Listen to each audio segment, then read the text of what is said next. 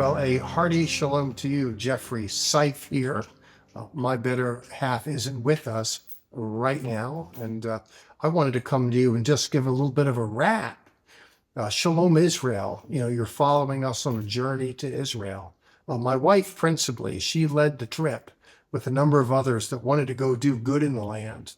They wanted to see something of the Holy Land of yesteryear, but to bring good news to the land today and do ministry work when there. And you watch that. And it's a joy to participate in ministry. And I hope you enjoyed watching Barri and the crew at work. There are a number of things that I enjoy about ministry, the least of which, however, is when it comes down to asking individuals if they'll help us in doing the work.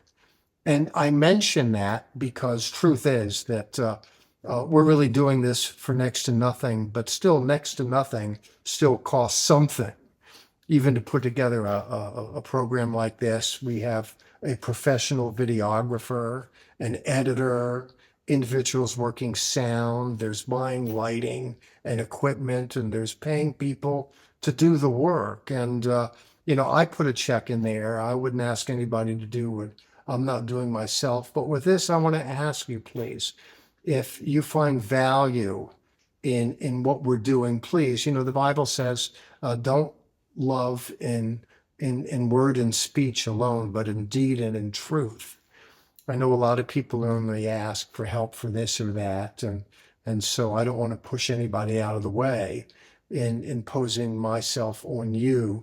Shalom Israel is a great work, and we, the team involved in this, have been involved in nationally syndicated television, and there it costs millions, and so we have to sweat a little more to find a dime and a dollar for all that. Here, the pressure isn't as great, but right now, principally because we're just starting.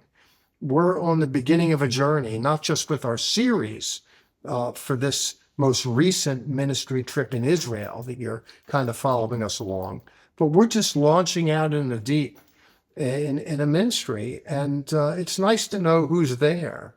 And the way we find out who's there is someone, drops us a line, an email. Another way that we know people are there is when they care to share. So please, with this, I want to ask you to be gracious. Make a gracious contribution to Shalom Israel. I think if you do that, you're sowing your money in good soil. And I think God will be pleased. And I think you too will be pleased, because as you follow us along in our ministry, you're going to discover that's a really, really good investment. God bless.